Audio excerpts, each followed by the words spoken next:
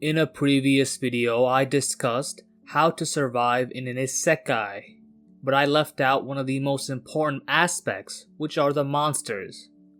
And so today I'm going to break down one of the most common monsters, which are goblins. Before I get started, if you enjoy this type of content, make sure to like and subscribe.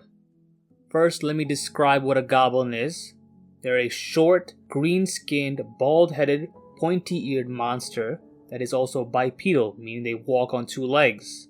They are very survival-oriented and will do anything to survive, but they also enjoy pleasures kind of like a human being would, but in a more animalistic way.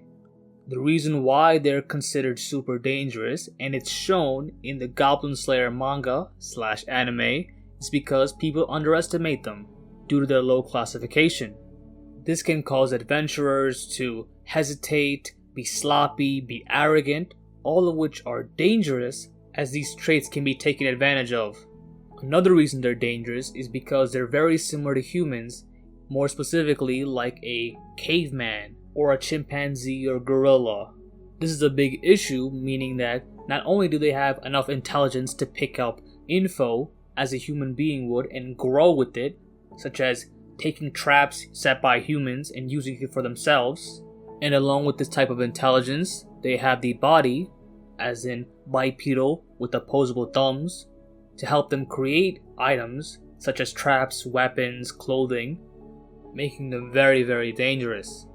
Not to mention, there are different subspecies or sub-races, such as hobgoblins, goblin shamans, goblin riders, goblin champions, goblin lords, and goblin paladins, though it can change depending on what universe you're talking about. In this video, however, I'm only going to talk about hunting regular goblins. First off is physical fitness, specifically a big focus on muscular and cardiovascular endurance. This is because goblins usually run in packs of 10, 15, 20 depending on how big the nest is. So you need to be able to continue fighting them at a high rate and or run away if there are way too many for you to handle. The Turtle Hermit video that I made previously is a good way to start, as you require a very athletic body to fight goblins. Along with general physical training, you also want to learn martial arts.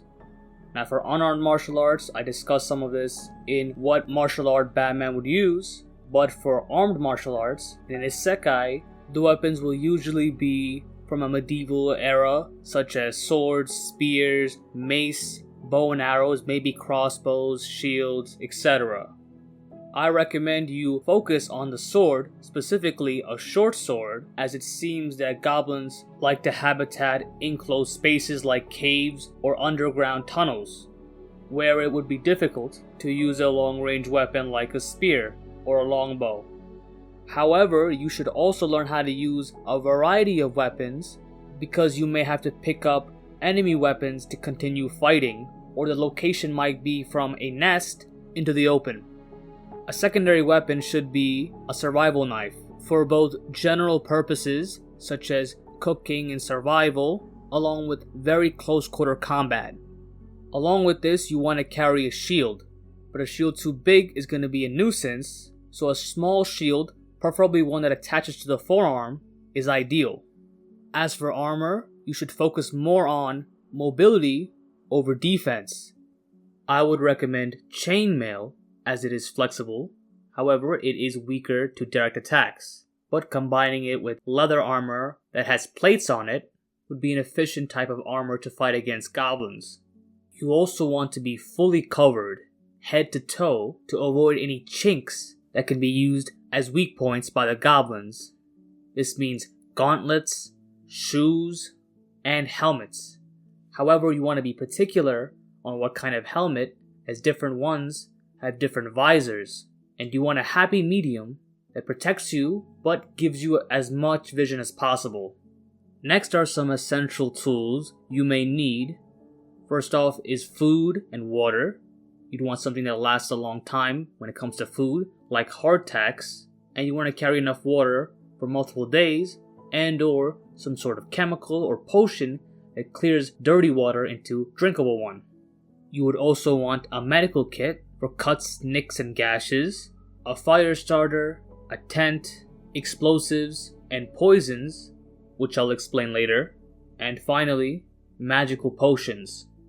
The price, effectiveness, and availability of potions may differ from world to world, but generally speaking, you want a healing potion, you want an energy potion like an energy drink, a potion for poisons, and a potion for seeing in the dark, like the Witcher Cat potion. The potions usually come in glass bottles, most likely because glass is chemically stable and resistant to most acids. However, it also makes them very fragile. As such, you'd want thick kind of glass like a Crown Royal bottle, and I recommend you wrap it in leather and preferably put in like packing peanuts in your satchel or bag to protect it from shattering. Finally, I want to talk about tactics and strategies for hunting goblins. Now, these are subject to change as it depends on your specific environment along with the materials you have on hand. But here's a couple of good ones to use. First off, goblins create nests in caves or underground tunnels. So one option could be to plug in every other exit except one, and then start a fire and smoke them out. However, you may get overwhelmed if way too many come out at the same time. Instead of using smoke, you use the poison that you have on hand and spread it throughout the air. You can kill a lot more goblins without them noticing. However, you do need a specific type of poison that has no odor and can affect hundreds of goblins if need be. The poison is also for yourself in case you get captured by goblins, as they are very cruel creatures. You can also try to bait them out using glittery objects, food, mates, and then if you have multiple people with you, you can attack them all at the same time. If you happen to find them in an open area, then it's recommended to move as much as possible, always watch your back, and preferably switch your sword for a longer range weapon like a spear. The worst case scenario is if you have to go inside the cave or tunnel, as they now have a home court advantage. The first thing to do is to cover your armor and weapons in mud, animal droppings, etc.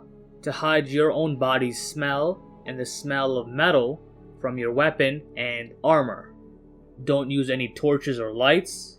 Instead, opt for the night vision potion and walk carefully and quietly, controlling your breath and making as little sound as possible. Preferably, you should have your back against a wall to protect against sneak attacks, and hopefully you have some kind of magical skill or accessories that may assist in your endeavor. If you don't, you want to try and line them up one by one and take them out with your sword. And if they are too much and you don't think you're going to escape, pull out the explosives and blow them all to hell. Yourself included though. That's the end of the video. Thank you guys so much for watching. If you enjoyed the isekai content and want to see more, hit that like and subscribe button.